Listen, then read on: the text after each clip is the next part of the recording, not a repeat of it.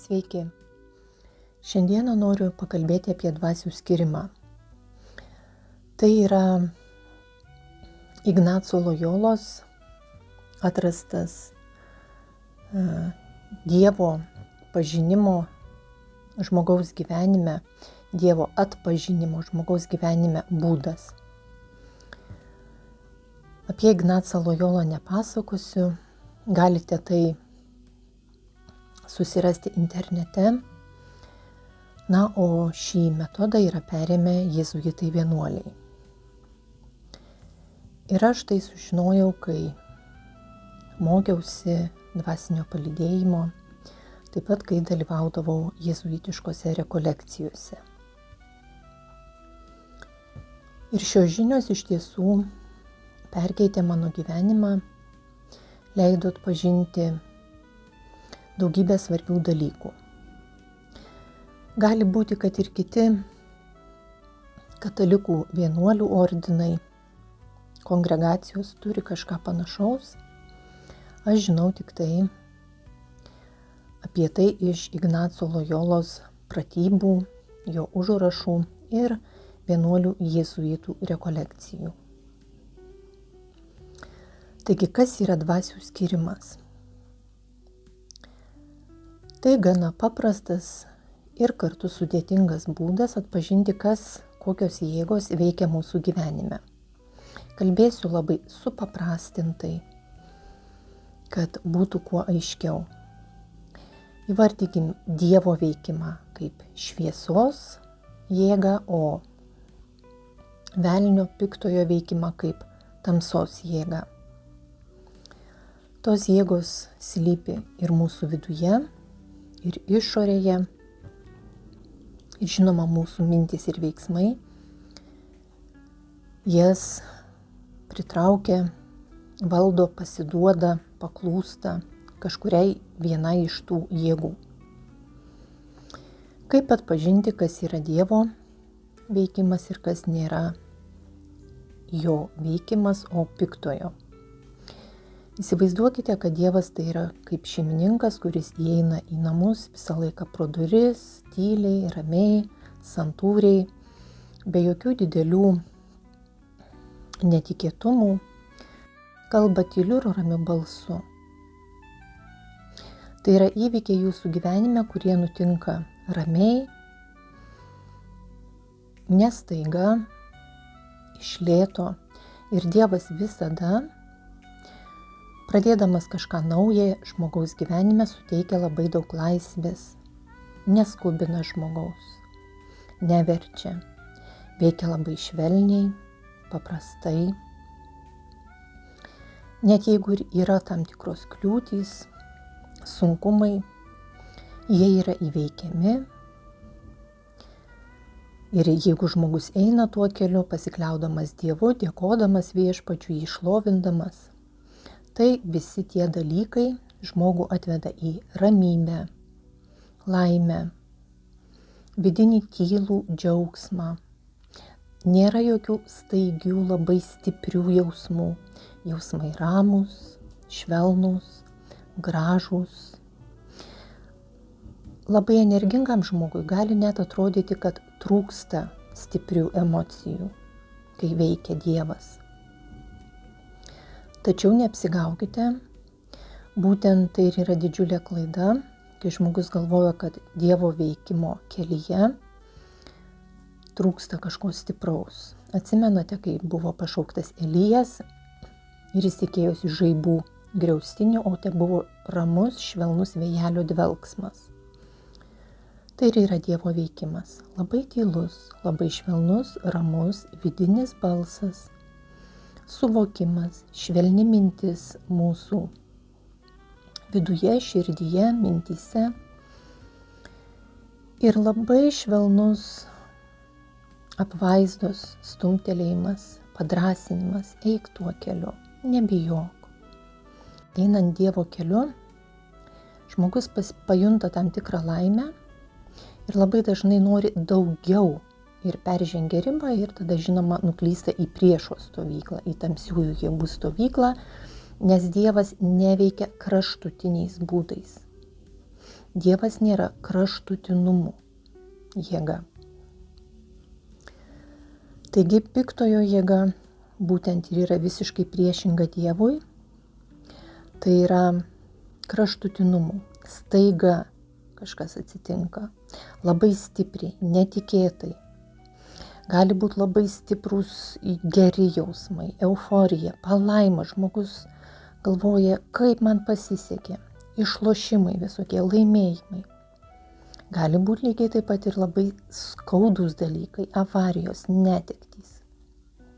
Kai žmogus nesitikė tų dalykų ir jį tai išmuša iš įprasto kelio.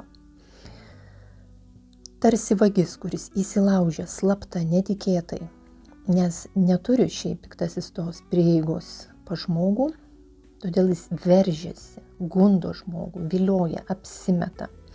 Ir žmogus labai dažnai suklysta, galvodamas, kad va tie jausmai stipresni, tas darbas geresnis, ten daugiau moka. Ir ėjęs iki tol Dievo kelius, staiga žmogus pasiduoda ir nuklysta į priešo pusę. Ir tada, žinoma, labai kenčia, nes piktojo kelyje iš pat pradžių tai, kas atrodė labai gera, labai gražu, labai malonu, paskui tai yra tik apgaulė, atsiveria akis ir pamato, kad patenka žmogus į tam tikrą painiavą, voratinklį ir jausmai, einant piktojo keliu, yra sumaištis, susierzinimas, nerimas, nežinojimas, neviltis, akligatvio jausmas. Bet žmogus tada save verčia, sako, nepasiduok, eik pirmyn, čia reikia pastangų, čia reikia daugiau valios, charakterį parodyti. Na ir tarsi kakta sieną norėtų pramušti, kai iš tikrųjų reikėtų apsisukti, grįžti ten, kur buvo suklysta, kur kažkas buvo padaryta ne taip ir vėl atsiprašius, pašlovinus viešpatį, žygiuoti, eiti viešpaties keliu.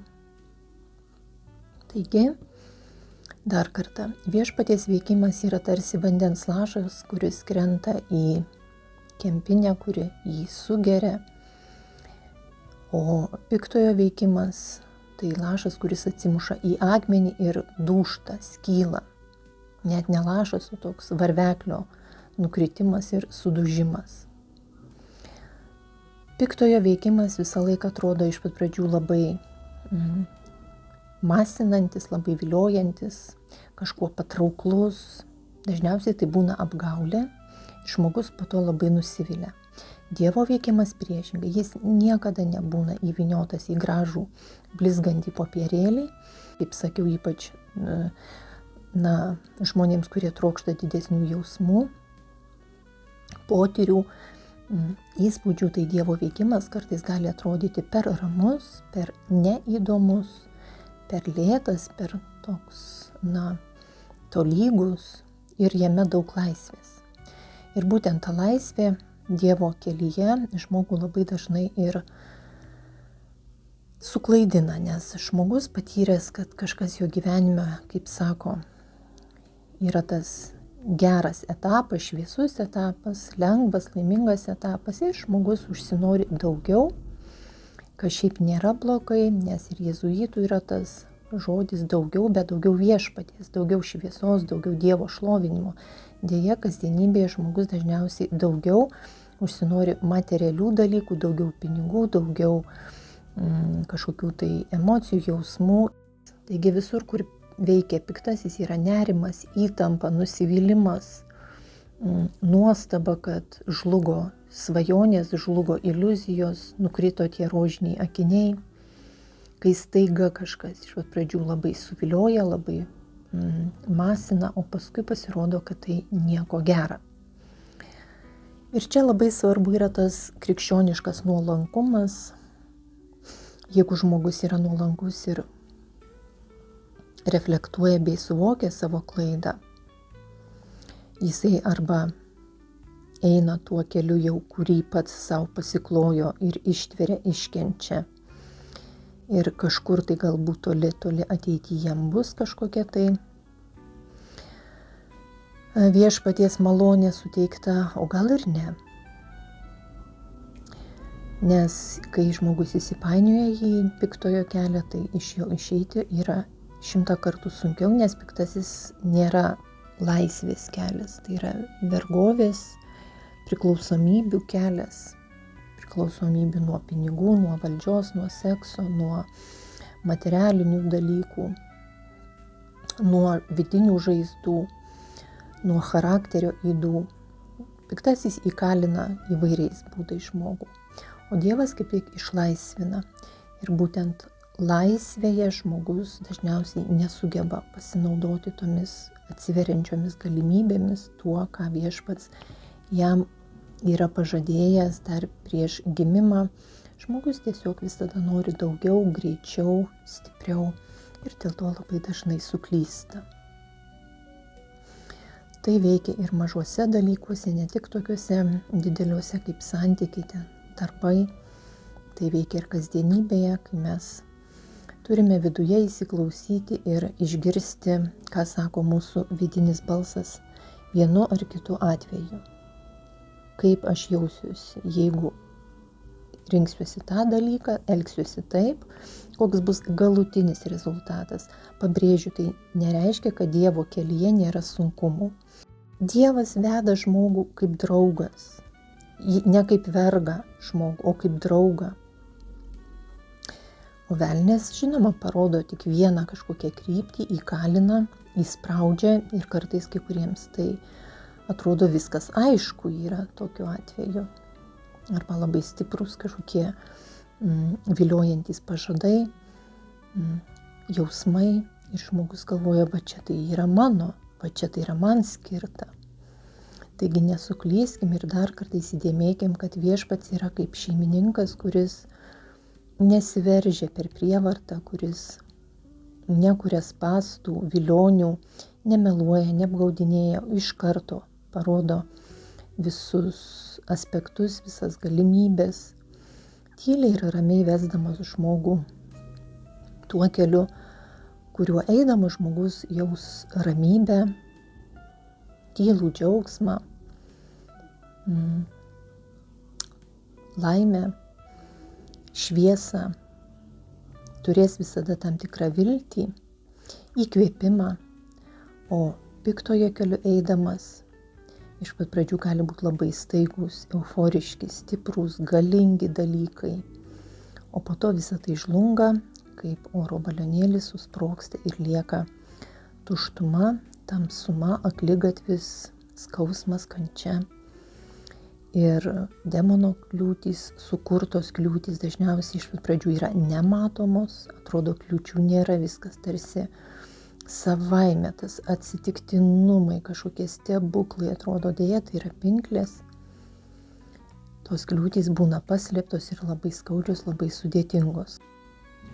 Taigi dvasių skirimas, dar kartą, šviesos, jėgos, tai yra laisvė, ramybė, džiaugsmas, tylus veikimas, ramus veikimas. Kai atveri duris, atsidarai, apsikabini kažką, ką sutinki, džiaugiesi, tu jo lauki, tu žinai, kas ateis, tavęs nestebina, viskas tylu, gera, ramu, savaime suprantama. Ir priešingai piktojo veikime iš pradžių labai vilioja, o po to viskas žlunga ir pasimato tikrieji akligatviai, bedugnės, situacijos be išeities, kai žmogus įstringa ilgam laikui ir demonas paprastai nepaleidžia žmogaus taip lengvai, kaip kad atrodytų. Na ir kaip visada paprašiau Viešpaties, kad jis man atverstų Biblijos kažkokią tai ištrauką, ar aš turiu tai sakyti, ar aš turiu tai kalbėti, ir atsiverčiau Ezekielio knygos 3 skyrių, 22 eilutė. Taigi patys spręskit, ar šie žodžiai yra iš Viešpaties ar ne iš Viešpaties. Tai irgi galite visada pasitikrinti. Aš irgi visada tikrinuosi, visada žiūriu, remdamasi ir Bibliją. Ezekielio knygos 3 skyrius 22-24 eilutės.